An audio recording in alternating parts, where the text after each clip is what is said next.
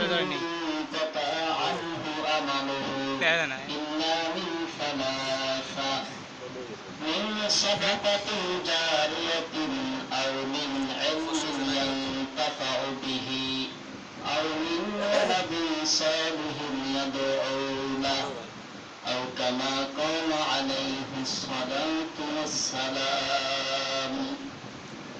وقال الله تعالى في شان حبيبه مخبرا وآمرا: إن الله وملائكته يصلون على النبي يا أيها الذين آمنوا صلوا عليه وسلموا تسليما.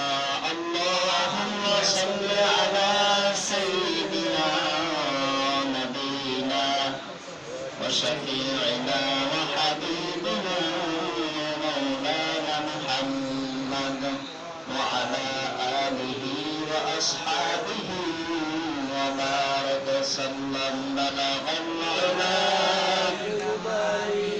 كشف الدجى بجماله حسنت جميع خصاله صلوا عليه وآله. يا صاحب الجمال ويا سيد البشر من وجهك المنير لقد نور القمر. بلغ العلا كشف الدجى بجماله حسنت جميع خصاله صلوا عليه وآله. আরবের বুকে মুক্তার ফরজ যেথায় আমিনার ঘর,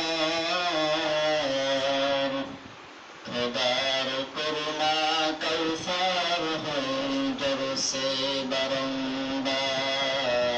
বালাগাল আলা বিকামালিহি কাশাফাত দুজা বিজামালিহি حسنت جميع خصاله صلوا عليه وآله. আলহামদুলিল্লাহ, আল্লাহ তাআলার দরবারে শুকর আদায় করছি যে মহান রব্বুল আলামিন আমাদেরকে অত্যন্ত মায়া করে দয়া ও ইহসানে পৃথিবীর সবচেয়ে উৎকৃষ্ট স্থান আল মসজিদুল জামির মধ্যে আজকের দিন, শুক্রবার দিন, জুমার দিন, গরিবদের জন্য হজের দিন, সেই দিনে আমাদেরকে মহা হুকুম আল্লাহ তাআলার এই জুমার নামাজ আদায় করার উদ্দেশ্যে মসজিদ পর্যন্ত আসার বসার তৌফিক দিয়েছেন এবং আমাকে কিছু কথা আলোচনা করা, আপনাদেরকে শোনার, মন নিয়ে বসার তৌফিক দান করেছেন। সেই মহামনিবের দরবারে কেবলমাত্র শুকর আদায় করছি। সকলে উচ্চ স্বরে পড়ে নিচ্ছি আলহামদুলিল্লাহ।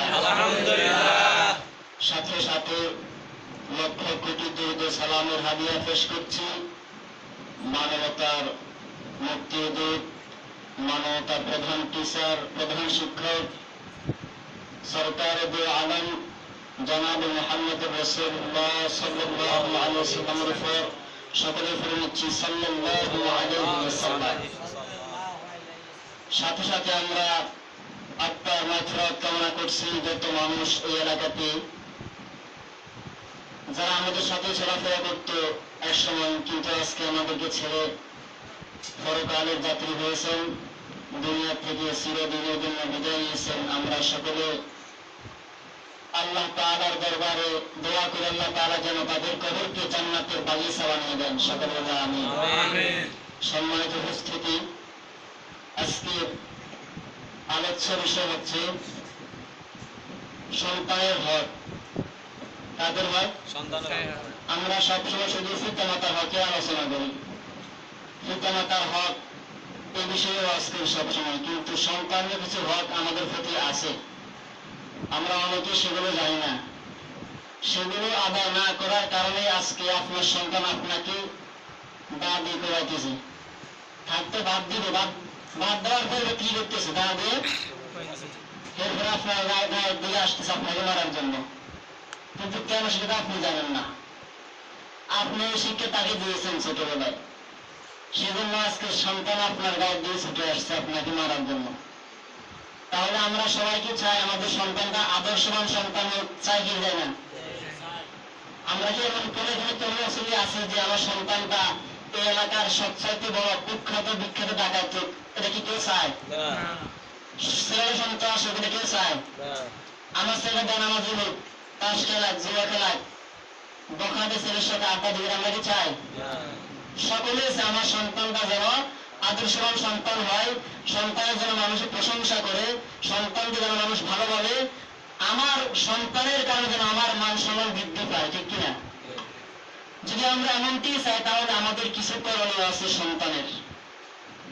তাহলে আমি আজকে আপনাদেরকে এমন একটি প্রেসক্রিপশন দিব, এমন একটি ব্যবস্থাপত্র দেব, আপনি যদি সেই অনুযায়ী চলতে পারেন, সেই অনুযায়ী আপনার সন্তানকে লালন পালন করতে পারেন, সেই প্রেসক্রিপশন অনুযায়ী সন্তানকে এখানে মেডিসিন সেবন করাতে পারেন, তাহলে আশা করা যায় আপনার সন্তানটা আপনার গায়ের দিয়ে ছুটে আসবেন আপনাকে মারার জন্য। আশা করা যায় আপনার সন্তানটা আদর্শবান সন্তান হবে এবং আপনার এই সন্তানের কারণে আপনার মান সম্মান ইজ্জত মর্যাদা আল্লাহ তাআলা বৃদ্ধি করে দিবেন। আলহামদুলিল্লাহ। তাহলে এই বিষয়টা আমাদেরকে জানার দরকার আছে না নাই? জানার দরকার আছে।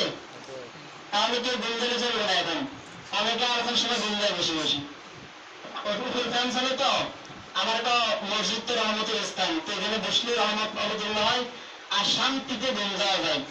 এজন্য কি করে আলোচনা শোনা দিয়ে ঘুম যায়। আসলে এখানে শুধু রহমতের গান আপনি ঘুম যাবেন এমন নয়, আপনি এখান থেকে কিছু নিয়ে যেতে হবে আপনাকে। সবাই দিয়েছি তো ইনশাআল্লাহ। আপনার সন্তানটা নেককার হওয়ার জন্য, দিনদার হওয়ার জন্য, সৎ হওয়ার জন্য আপনাকে কয়েকটা কর্মসূচি পালন করতে হবে। ইনশাআল্লাহ আমি আজকে স্বল্প সময়ে যতটুকু দেওয়া যায় চেষ্টা করবো আলোচনা করার। সকলে দোয়া করবেন যেন অনেক কিছু কথা, এমন কিছু আলোচনা করতে পারি যাতে করে আমাদের আপনাদের সকলের চিরকাল পরকালের জন্য শান্তির ফয়সালা হয়ে যায়। সকলে বলি আমিন। তো আমি একটি হাদিস পাঠ করছিলাম, এই হাদিসের মধ্যে রাসূল আকরাম সাল্লাল্লাহু আলাইহি ওয়াসাল্লাম ইরশাদ করেন, قال النبي صلى الله عليه وسلم إذا مات الإنسان انقطع عنه عمله। আল্লাহর পয়গম্বর হাদিসের মধ্যে ইরশাদ করেন, যখন পৃথিবীর কোনো মানুষ ইন্তেকাল করে, কি করে? মানুষ যখন মারা যায়, আল্লাহর হাবিব বলেন ইনকাতা আনহু আমালুহু, তার আমলগুলো বন্ধ হয়ে যায়। মানুষ মারা গেলে নামাজ পড়তে পারে, রোজা রাখতে পারে, হজ, সে খারাপ কাজ কিংবা ভালো কাজ কোনোটাই করতে পারে না, সক্ষম নয়, তার তো ভিতরে রোগ নাই। সেজন্য সে আমল করতে পারে না, বিদায় তার আমলের সওয়াব কি হয়ে যায়? বন্ধ হয়ে যায়। কিন্তু রাসূলুল্লাহ বলেন ইল্লা মিন সালাসাতিন, কিন্তু মানুষ যদিও মারা যায়, যদিও মানুষ নামাজ পড়ে না, যদিও মানুষ হজ করতে পারে না, যদিও মানুষ সদকা করতে পারে না, তার মৃত্যুর পরে ইন্তেকালের পরে তিনটা জিনিস দাঁড়ি থেকে দেয়। সুবহানাল্লাহ। তাহলে কি আশ্চর্য ব্যাপার, মানুষ কবরে শুয়ে আছে কিন্তু তিনটা বিষয় তার আমলনামা লেখা হচ্ছে। এটা তো গুরুত্বপূর্ণ একটা জিনিস। রাসূলুল্লাহ বললেন মিন সাদাকাতিন জারিয়াতিন, এক নাম্বার সে দুনিয়ার মধ্যে থাকা অবস্থায়, দুনিয়ার মধ্যে জীবিত থাকা অবস্থায় দান সদকা করেছিল। কি সদকা? যেটাকে আমরা সদকায়ে জারিয়া বলি। কি বলি? খেয়াল রাখবেন, সদকায়ে জারিয়া একটা আছে, আরেকটা আছে গুনাহে জারিয়া। আরেকটা আছে কি? কথা বলে না, কথা বুঝতেছেন না আমার? তাহলে আওয়াজ করতে হবে। একটা হলো সদকায়ে জারিয়া, আরেকটা হলো গুনাহে জারিয়া। সদকায়ে জারিয়া মানে আপনি একটা মসজিদ করে দিলেন, একটা বাথরুম করে দিলেন, রাস্তার পরে একটা কালভার্ট করে দিলেন, এরকম যেগুলো আছে, আপনার এই কাজটা করে দেওয়ার কারণে মানুষ ইবাদত করতেছে, মানুষ আপনার এই কাজের মাধ্যমে উপকৃত হইতেছে। কিয়ামত পর্যন্ত আপনি সওয়াব পাইতেই থাকবেন। সুবহানাল্লাহ। এটা হলো কি? সদকায়ে জারিয়া। এর বিপরীতে আরেকটা হলো গুনাহে আপনি একটা সিনেমা হল খুলে দিয়ে গেছেন, আপনার ইন্তেকালের পরে লক্ষ লক্ষ মানুষ, লক্ষ লক্ষ দর্শক এখানে আসিয়া সিনেমা দেখতেছে, তাহলেও সেখান থেকে আপনার জন্য 50% অটোমেটিকলি আপনার আমল নয় লেখা হয়ে যাবে। আমি তো শুধু শুনেছিলাম, কিন্তু আমি কবর, আমি তো এখন সিনেমা দেখি না। আপনি না দেখলেও আপনি তো এখানে আবিষ্কার করে গিয়েছিলেন, আপনি তো এখানে এই গুনাহের কাজটা শুরু করে দিয়েছিলেন। আজকে যদিও আপনি দুনিয়াতে নাই, কিন্তু আপনার এই উত্তরসূরীরা এই কাজ করতেছে বিদায় আপনার আমলনামার মধ্যে সমানভাবে গুনাহ লেখা হবে। নাউযুবিল্লাহ। আল্লাহ তাআলা আমাদেরকে সদকা জারিয়া করার এবং গুনাহে জারিয়া থেকে বাঁচিয়ে থাকার তৌফিক দান করুক, সর্বোপরি আমিন। দুই নাম্বার, আও মিন ইলমিন ইয়ানতাফিউ বিহি, পয়গম্বর বলেন দুই নাম্বার, তুমি দুনিয়াতে নাই, তুমি একটা এলেমের কারখানা তৈরি করে গিয়েছো। কিসের কারখানা? এলেমের।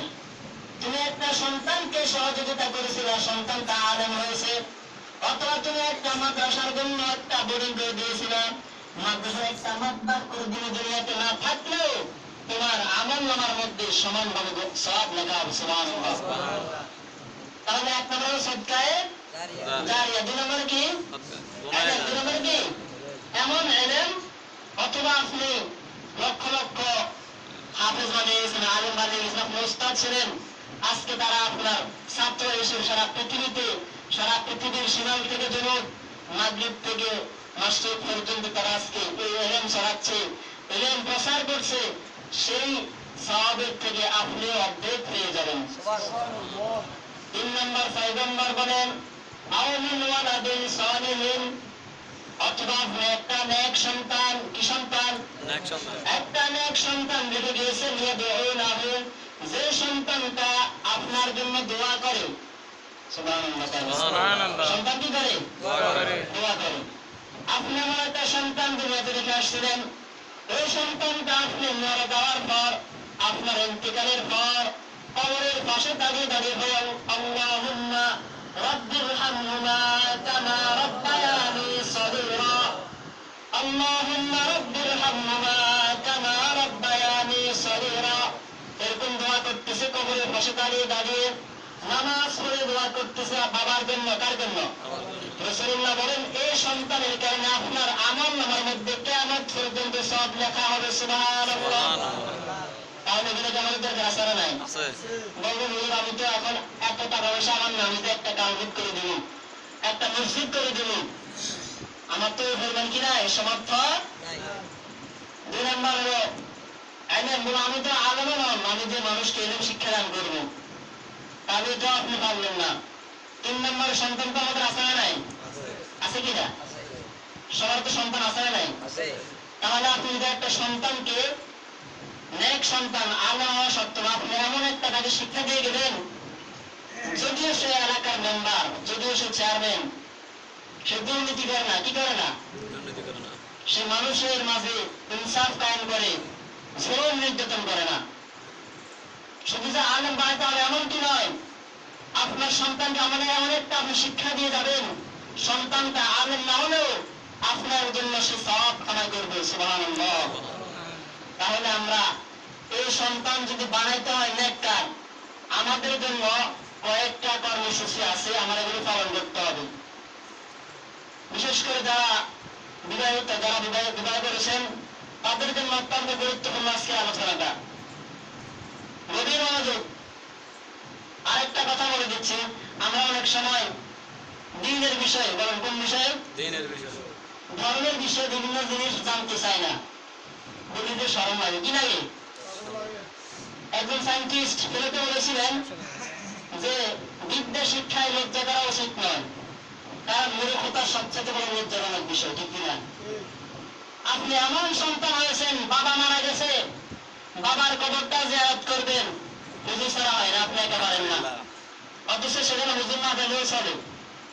আপনি কবর পাশে গিয়ে সূরাতুল ফাতিহা একবার পাঠ করলেন, কুল হুয়াল্লাহু শরীফ 3 বার পাঠ করলেন, হাত উঠে বললেন আল্লাহ আমি আমার বাবার সন্তান হিসেবে আজকে কবর পাশে আসি দাঁড়াইলাম, আর এই যে কোরআন কারীম থেকে সূরা তেলাওয়াত করলাম, আমার এই তেলাওয়াতের ভুল ভ্রান্তি ক্ষমা করে দিয়ে ইহার সবটুকু আমার পিতা মাতার আমার মধ্যে লিখে দেন, বাস হয়ে গেল। এখানে কি ভাষার প্রয়োজন আছে? কিন্তু আপনার বাবা আপনার কত টাকা পয়সা দিয়ে গেছে, জায়গা জমিন দিয়ে গেছে, আপনি সন্তান হয়ে পিতা মাতার জন্য এটুকু করতে পারলেন না, আফসোস আপনার জন্য। তাহলে সবসময় খেয়াল রাখতে হবে, ইসলাম শেখার জন্য, ধর্মের কোন বিষয় শেখার জন্য লজ্জা করা কি নয়, উচিত নয়। কথা বলে না, লজ্জা করা কি নয়, উচিত নয়। কারণ বিজ্ঞানী প্লেটো বলেছিলেন যে বিদ্যা শিক্ষা করাতে গিয়ে লজ্জা করা উচিত নয়। কারণ কি জানো, একজন মূর্খ মানুষ, এটাই তার জন্য সবচেয়ে লজ্জাজনক বিষয়। আপনি চেয়ারম্যান করে দিলেন, এখন সবাই সেখানে সাক্ষ্য দিলে আপনি আমাদের নাম লিখতে পারি না, কি করতে পারি না, তখন সবার সামনে আমরা ছোট হয়ে গেলেন, সেখানে লজ্জাজনক বিষয় নয়। কিন্তু আপনি তো ইচ্ছা করলে নামটা শিখতে পারতেন, এটা কোনো কঠিন জিনিস হলো। এজন্য অনেক সময় আমরা বলি যে কি আলোচনা করে আর মনে আসা না, খোঁজে কাজে করতে আনে আমাদের স্মরণ স্মরণ কথা হচ্ছে না। এই জন্য আগে বলে দিয়েছি, এলেন শিখার জন্য কোনো ধরনের কি নাই, লজ্জা নাই। বলেছিল আকরাম সাল্লাল্লাহু আলাইহি ওয়াসাল্লাম মানুষ কিভাবে বাথরুমে গিয়ে বসবে সেটাও শিক্ষা দিয়েছেন। সুবহানাল্লাহ বলবেন না? আপনি কিভাবে স্ত্রী সহবাস করবেন সেটাও শিক্ষা দিয়েছেন রাসূলুল্লাহ সাল্লাল্লাহু আলাইহি ওয়াসাল্লাম। তাহলে বলতেছিলাম নেক সন্তান, কি সন্তান, নেক সন্তানের জন্য আপনাকে কয়েকটা কর্মসূচি পালন করতে হবে। 1 নম্বর কর্মসূচি হলো, আপনি যখন বিবাহ করেছেন, সর্বপ্রথম যখন আপনার স্ত্রীর সাথে সাক্ষাৎ করেছেন, তখন থেকে আপনার কাজ শুরু। আপনি যখন বাসর করে দিলেন, স্ত্রীর কাছে গেলেন, তখন সেখানে রাসূলুল্লাহ কয়েকটা নিয়ম বলে দিয়েছেন, দোয়া করে সেখানে স্ত্রী সহবাস করতে হবে। রাসূল আকরাম সাল্লাল্লাহু আলাইহি ওয়াসাল্লাম বলেন, কোন মানুষ যদি তার স্ত্রীর সাথে সংগ্রাম করার সময়, মেলামেশা করার সময় এই দোয়াটা পাঠ করে, তাহলে এই সংগ্রামের মাধ্যমে যদি সন্তান জন্ম হয়, ওই সন্তানকে কোনদিন শয়তান প্রভাব ফেলতে পারবে না। দোয়াটা আমাদের জানা দরকার আছে কিনা? ইনশাআল্লাহ। দোয়াটা হলো বিসমিল্লাহি, সবাই বলেন বিসমিল্লাহি আল্লাহুম্মা জান্নিবিনাশ শাইতানা ওয়া জান্নিবিশ শাইতানা মা রাযাকতানা। অনেকে তো জানেই না, সেখানে তো আসা নাই, কি বলেন, তো সেখানে আবার কিসের দোয়া, কথা বলেন। ইসলাম অনেকটা ধর্ম, আপনার প্রত্যেকটি কদমে কদমে দোয়া শিখিয়েছেন কি রাসূলুল্লাহ সাল্লাল্লাহু আলাইহি ওয়াসাল্লাম। আপনি যে কাজই করবেন সেখানে কি আছে, দোয়া আছে, রাসূলুল্লাহর তরিকা আছে। যুবকদের দৃষ্টি আকর্ষণ করছি, যারা ভবিষ্যতে তাদের বিবাহের সাথে কাছে চলে আসছে বা বিবাহ করেছেন, গুরুত্বপূর্ণ বিষয় আপনাদের জন্য একটু খেয়াল করে শুনবেন। তাহলে 1 নম্বর আপনার কর্মসূচি হলো, 1 নম্বর কাজ হলো, আপনি যখন স্ত্রীর সাথে সহবাস করবেন, তখন সেখানে আপনাকে সুন্নাত তরিকা অবলম্বন করতে হবে। কি তরিকা? সুন্নাত তরিকা, ডিজিটাল কোন তরিকা নয়, রাসূলুল্লাহর তরিকা। সেখানে গিয়ে দোয়া করতে হবে বিসমিল্লাহি আল্লাহুম্মা জান্নিবিনাশ শাইতানা ওয়া জান্নিবিশ শাইতানা মা রাযাকতানা। আল্লাহ রাসূল বলেন, এই যখন স্ত্রী সহবাস করলে, ওই সহবাসের মাধ্যমে সন্তান জন্ম নিলে, পৃথিবীর কোন খবিশ খাবাইশ শয়তান ওই সন্তানকে কুপ্রভাব কুমন্ত্রণা দিতে পারবে না। 1 নম্বর কাজ। 2 নম্বর, আপনার স্ত্রী যখন প্রেগন্যান্সি হয়েছে, আপনার স্ত্রী যখন গর্ভবতী না হয়েছে, তখন তাকে সময়টা সেট করতে হবে। তখন স্টার জলসা, কিরণমালা, যত ধরনের নাটক আছে সেগুলো দেখলে সন্তানটা আদর্শবান সন্তান হবে না। আপনার স্ত্রীকে যত ধরনের অশ্লীল কাজকর্ম আছে, দেহাপানা কাজকর্ম আছে, অশ্লীল গান বাদ্য আছে, সে সকল কাজগুলো পরিহার করতে হবে। সবসময় কোরআন তেলাওয়াত করতে হবে, জিকির আজকার করতে হবে, তাসবিহ তাহলিল পাঠ করতে হবে। তাহলে ওই গর্ভের সন্তানটাকে আদর্শবান সন্তান হিসেবে আশা করা যায়। 2 নম্বর, আপনি দোয়া করবেন, রব্বি হাবলি মিনাস সালিহিন, রব্বি হাবলি মিনাস সালিহিন। এই দোয়াটা হযরত ইব্রাহিম আলাইহিস সালাম শিক্ষা দিয়েছেন, আমাদের জাতির পিতা হযরত ইব্রাহিম আলাইহিস সালাম দোয়া করেছেন, রব্বি হাবলি মিনাস সালিহিন, হে প্রভু আপনি আমাকে একটা নেককার সন্তান দান করেন। কি সন্তান? নেককার সন্তান দান করেন। রব্বুল আলামিন সঙ্গে সঙ্গে বললেন, ফাবাশশারনাহু বিগুলামিন হালিম। হযরত পয়গম্বর ইব্রাহিম যখন বললেন, হে প্রভু আপনি আমাকে নেক সন্তান দান করেন, আল্লাহ রাব্বুল আলামিন বলেন, ইব্রাহিম আমার কাছে দোয়া চাইতে দেরি হয়েছে, আমি দোয়া কবুল করতে দেরি করি না। সুবহানাল্লাহ। আল্লাহ সঙ্গে সঙ্গে বলে দিলেন, ফাবাশশারনাহু বিগুলামিন হালিম। ইব্রাহিম দোয়া করার সাথে সাথে আমি তাকে বলেছি, তোমার জন্য সুসংবাদ, একটা ধৈর্যশীল সন্তান। কি সন্তান? আল্লাহ রাব্বুল আলামিন তাকে ইসমাঈল আলাইহিস সালামকে দান করেছেন। সুবহানাল্লাহ।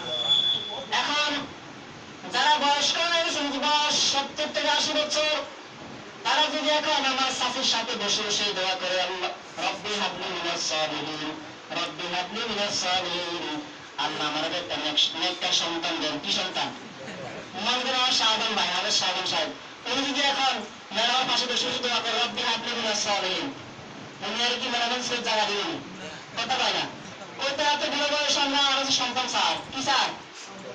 আগ্রহটি বার হয়ে গেছে, আরো কি চায়? তাইলে দোয়া কি বন্ধ হয়েছে? নেই নাই দোয়া আছে নাই? তাদের জন্য ভিন্ন দোয়া। সুবহানাল্লাহ বলেন। তাদের বয়স 70 থেকে 80 আর সন্তান এখন হওয়ার সম্ভাবনা নাই। আল্লাহ তাআলা তার জন্য ভিন্ন একটা দোয়া শিখে দিয়েছেন। সুবহানাল্লাহ বলেন। কি দোয়া? রব্বুল আলামিন বলেন, রব্বানা হাব লানা মিন আজওয়াজিনা ওয়া যুররিয়াতিনা কুররাতা আ'য়ুন ওয়াজআলনা লিল মুত্তাকিনা ইমামা। যদি আপনার স্ত্রী বার্ধক্য হয়ে গেছে, আপনার স্ত্রীর বয়স 70 থেকে 80 বছর হয়ে গেছে, এখন আর সন্তান হওয়ার কোনো কি নাই, সম্ভাবনা নাই, সন্তান হবে না, তাহলে কি দোয়া বন্ধ হয়ে যাবে না? দোয়া বন্ধ হবে না। আপনি দোয়া করার সময় বলবেন, রব্বানা, হে আমার রব, হে আমার প্রভু, হাব লানা মিন আজওয়াজিনা, আমাদের স্ত্রীদের থেকে আপনি আমাদেরকে এক সন্তান দান করেন। যদি আপনার স্ত্রী বুড়ো হয়ে গেছে, এখন আর সন্তান আশা করা যায় না, আশা করলেও স্ত্রী বিয়ে রাখতে এখন, তাহলে আপনি বলবেন, রব্বানা হাব লানা মিন আজওয়াজিনা ওয়া যুররিয়াতিনা, আমার ছেলে সন্তানদের থেকে, কাদের থেকে? ছেলে সন্তানদের থেকে আপনি এক সন্তান দান করেন, মানে নাতি পুতি আর কি। কথা বলছেন নাই? আপনার মেয়ে বিবাহ দিয়েছেন, সন্তান বিবাহ করাইছেন, তাহলে আপনি দোয়া করতে হবে, সন্তানের ঘরে একটা নেক সন্তান দান করেন, মানে আমার নাতি, আমার কি? অথবা মেয়ের ঘরে একটা নেক সন্তান দান করেন, আমার কি? নাতি। দোয়া করবেন। তারপর দোয়া করবেন, ওয়াজআলনা লিল মুত্তাকিনা ইমামা, আর আমাদেরকে এবং আমাদের সেই নাতিদেরকে, আমাদের সন্তানদেরকে লিল মুত্তাকিনা ইমামা, আপনার মুত্তাকিনদের জন্য ইমাম বানিয়ে দেন। কাদের জন্য? যারা আল্লাহকে ভয় করে তাদের ইমাম বানিয়ে দেন। সুবহানাল্লাহ। তো দোয়া করা যাবে তো? তাহলে খেয়াল রাখতে হবে, শুধু মুখস্থ ওয়াজ শুনলে হবে না, ওয়াজটা বাড়িতে দিতে হবে আজকে। ঠিক আছে তো? 1 নম্বর হলো আপনি দোয়া করতে হবে। ঠিক আছে নি? 2 নম্বর হলো স্ত্রীকে গর্ভবতী অবস্থায় সকল বেহাফানা গান বাদ্য থেকে, অশ্লীল কাজকর্ম থেকে দূরে রাখতে হবে। 3 নম্বরে আপনার স্বামী স্ত্রী দুজনে মিলে দোয়া করতে হবে, রব্বি হাবলি মিনাস সালিহিন। 4 নম্বর কর্মসূচি, আপনার সন্তান দুনিয়াতে আসছে, আলহামদুলিল্লাহ বলেন। সন্তান যখন দুনিয়াতে আসলো, রাসূলুল্লাহ সাল্লাল্লাহু আলাইহি সাল্লাম বলেন, সন্তানের পিতামাতার উপর কয়েকটা হক আছে। কি আছে? কথা বলে না? হক আছে। 1 নম্বর হক হলো সন্তানটা মেয়ে হোক অথবা ছেলে হোক, কন্যা সন্তান হোক আর ছেলে সন্তান হোক, ওই সন্তানের ডানকানে আযান এবং বামকানে ইকামত দিয়ে দিতে হবে। আলহামদুলিল্লাহ বলেন। হযরত রাসূল আকরাম সাল্লাল্লাহু আলাইহি সাল্লামের একটা হাদিস, আন নবী রাদিয়াল্লাহু তাআলা আনহু قال رأيت رسول الله صلى الله عليه وسلم أذن في إذن حسن بن علي رضي الله تعالى عنه حين ولدت فاطمة بالصلاة। নবীজির একজন সাহাবী হযরত আবু রাফি রাদিয়াল্লাহু তাআলা আনহু বলেন, আমি রাসূলকে দেখেছি, রাসূল সাল্লাল্লাহু আলাইহি ওয়াসাল্লাম তার নাতি হযরত হাসান, নাম শুনেছেন আপনারা? হযরত আলীর সন্তান আম্মাজান ফাতেমার সন্তান হযরত হাসান রাদিয়াল্লাহু তাআলা যখন ভূমিষ্ঠ হলেন, আল্লাহ রাসূল সঙ্গে সঙ্গে তার ডান কানে আযান দিয়ে দিলেন। সুবহানাল্লাহ। নামাজের আযানের মতো করে দিলেন, ডান কানে আযান দিয়ে দিলেন। এখান থেকে শিক্ষা নেওয়া দরকার, যখন আমাদের সন্তান হবে তখন আমরা কি করবো? সন্তানের ডান কানে কি দিব? আযান দিয়ে দিব। আল্লাহু আকবার, আল্লাহু আকবার, মানে সবচেয়ে বড় কে? আল্লাহ তাআলা। আপনি যখন এই আযানের ধ্বনিগুলো সন্তানের কানে ভিতরে দিয়ে দিবেন, এই সন্তানকে আর শয়তান কোনোদিন অস্ত্র দিবে না, কুমন্ত্রণা দিবে না, আর সে সন্তান বড় হলে আপনার দিকে লাঠি নিয়ে আসবে না, আপনাকে মারার জন্য আসবে না। তাহলে 4 নম্বর কি বললাম, সন্তান ভূমিষ্ঠ হওয়ার পরে আযান এবং ইকামত দেওয়া, তার ডান কানে এবং বাম কানে। আমার দেশে একটা কথা আছে, সন্তান হলে সবাই আছে দেখে হুজুর আমার নাতি হয়েছে, কি হয়েছে, নাতি হয়েছে, খুশির খবর, আযান দেওয়া লাগবে কেন শোনেন। অথচ সুন্নত হলো সন্তান হলে বাবা যদি থাকে তাহলে বাবা আযান দিবে, উপযুক্ত হলে বাবা না থাকলে দাদা দিবে না নানা দিবে। কিন্তু আমরা ছেলে কোন জায়গায়, এজন্য আপনারা যারা আযান দিতে পারেন, সন্তান হলে আপনি নিজে আযান দিবেন আপনার সন্তানের কানে, ঠিক আছে ইনশাআল্লাহ। আযান শিখে নেবেন, আযান তো আপনার দৈনিক 5 বার শুনেন, তারপরে যদি না পারেন তাহলে তো একটা দুঃখের বিষয়। তো সন্তান হলে আপনাকে 4 নম্বর কি করতে হবে, সন্তানের ডান কানে আযান, বাম কানে ইকামত। 5 নম্বর সন্তানের একটা সুন্দর দেখে নাম রাখা, কি রাখা। এখন তো আমরা আধুনিক নাম রাখি, কি নাম রাখি, আধুনিক নাম। নাম রাখার সময় লক্ষ্য করতে হবে নামটা ইসলামিক কিনা, নামটা কি। আমার ইসলামিকের মধ্যে দুটো নাম আছে, একটা হলো অলি আল্লাহদের নাম, নবী রাসূলের নাম, আর একটা এমনি নামটা ভালো, তবে নবীর নাম নয়, কোন সাহাবীর নাম নয়, কিন্তু নামটা কি, অসুবিধা নেই, আপনি রাখতে পারেন। কিন্তু আমার দেশে তো যে নাম রাখা হয় এখন তো একবার সংক্ষেপে নাম, 2 অক্ষর 3 অক্ষর বলতে বলতে না বলতে এক লোকের একটা সন্তান হয়েছিল, এখন স্ত্রীর সাথে পরামর্শ করলে এখন কি নাম রাখা যায়, কারণ তো আধুনিক যে ডিজিটাল বাংলাদেশ, কথা বলে কি বাংলাদেশ, এখন তো সবকিছু মিলে রাখতে হবে, ঠিক আছে নি। আজহার হতে স্যার এর নাম রাখছে এই ব্যক্তি, কি নাম রাখছে, এর নাম এখন প্রগতি, কি নাম রাখুন, এরকম মানে মিলে মিলে রাখি। পার্শ্ববর্তী যারা আছে হেলেনকে নাম রাখছে, হেলদাও কি থাকে, মিল লাগে। তো এখন স্ত্রী বলতেছে যে এখন কি নাম রাখা যায়, নাম তো বেশি বড় হইলে সুন্দর হয় না, নামটা একবার শর্টকাট, কি নাম, শর্টকাট একবার সংক্ষিপ্ত নাম, তাহলে কি রাখা যায়, ফসা ফসা, কি নাম, কথা বলে না, কি নাম, ফসা রাখছে। মেয়ে হয়েছে, নাম রাখছে কি, ফসা। 2 বছর পর আমার একটা সন্তান ছেলে হয়েছিল, এর কি আবার 2 এর পরামর্শ বসছে, তো এখন কি রাখা যায়, আগে তোমার নাম ছিল ফসা, সংক্ষেপে বলে যাও সংক্ষেপে, তারা প্রথমটা সংক্ষেপে দাও কি হলো, সংক্ষেপে তুমি দেখতে হতো, তাহলে তোর নাম, নিজের নাম আছে ফসা, কত অক্ষর, 2 অক্ষর, কথা বলে না, 2 অক্ষর না, এদের নাম 2 অক্ষর, তার বাসি, এবার কি ফসা কি। এবার 3 নম্বর সন্তান, তাও হলো ছেলে, স্বামী স্ত্রী দুজন বলতেছে আমাদের মসজিদের ইমাম সাহেবকে তো একবার বললাম না, এবার 3 নম্বর সময় কিন্তু ইমাম সাহেবকে বাদ দেওয়া যায় না, ইমাম সাহেবের কাছে যাই। আচ্ছা ইমাম সাহেব কি আলতু ফালতু নাম বলবে, যাওয়ার পরে বলতেছে হুজুর খুশির খবর, হয় না খুশি, কিসের খবর, খুশির খবর, আমার একটা ছেলে হয়েছে, এখন 3 নম্বর ছেলে, কয় নাম্বার, বাকি 2 সময় আসতে পারে না, একটু ব্যস্ত ছিলাম তো ওই জন্য আসা হয় নাই, তো এবার চলে আসলাম, ছেলে হয়েছে, এখন কি নাম রাখা যায়, ইমাম সাহেবের ইসমাইল, ইসমাইল এখন এটা চল না, কি নাই, এটা চল না, এটা তো পুরাতন নাম, নতুন একটা নাম বলবে, যেমন নাম শুনলে আকর্ষণ বাড়ে, তো তাহলে আব্দুর রহমান, না এটা ভালো লাগে না, আমার আমার কথা আব্দুর রহমান আছে, কথা বলুন না, ইমাম সাহেব মতিউর রহমান, এইটা মোটামুটি মিলে, তবে একটু বেশি নাম হয়ে গেছে, কি হয়ে গেছে, কারণ প্রথমের নাম কি ছিল, ফসা, 2 নম্বরের নাম কি, বাসি।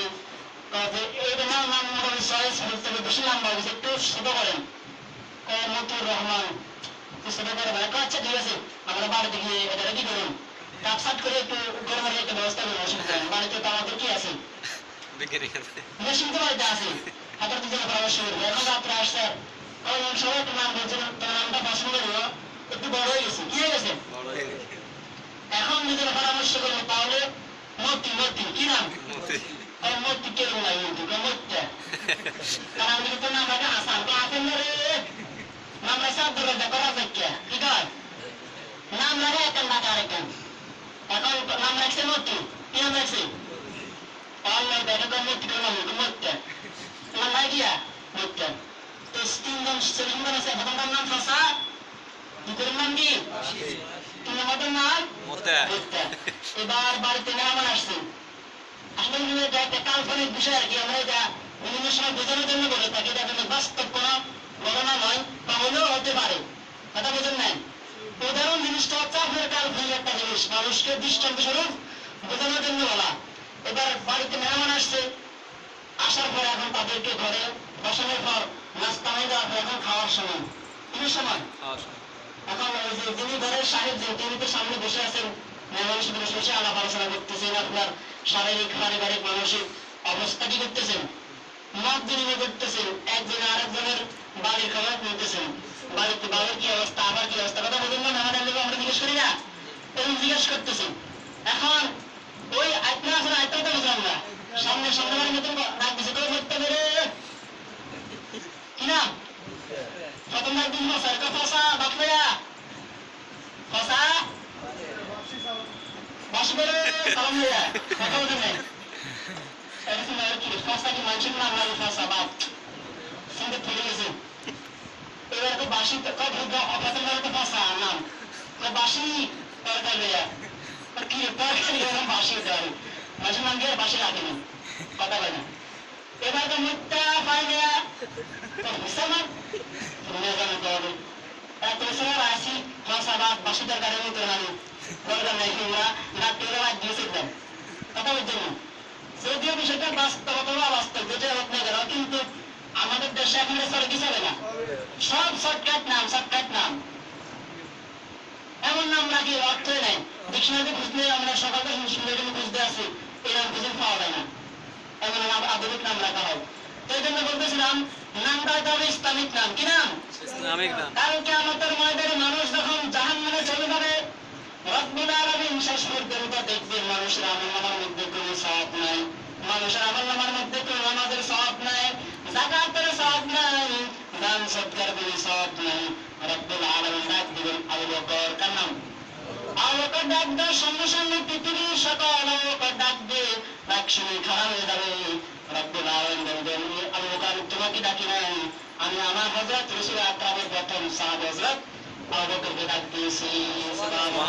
কিন্তু রব্বুল আলামিন রহমানুর রহিম শেষ পর্যন্ত বলবেন, যা তোদেরকে আমার হাবিবের বন্ধুর নামে রাসূলের ক্ষমা করে দিবা। এজন্য নামটা যদি আপনার দিনদার হয়, ইসলামিক হয়, নামটা যদি আপনার নবীর নামের সাথে মিল থাকে, তাহলে আপনি জাহান্নামে জ্বললেও শেষ পর্যন্ত নামের রাসূলও জাহান্নাম থেকে বাঁচতে পারবেন, আশা করা যায়। এজন্য নামটা কি রাখবেন? ইসলামী নাম রাখবেন, আধুনিক কোনো নাম নয়। ফসা বাসিয়া বলতে এখন নাকি নাই, রাখার সময় নাই। এবার বলবেন হুজুর আর কি হক তো অনেকগুলো আছে, সময় তো নাই, 2 মিনিট সময় আছে মাত্র, শেষ করে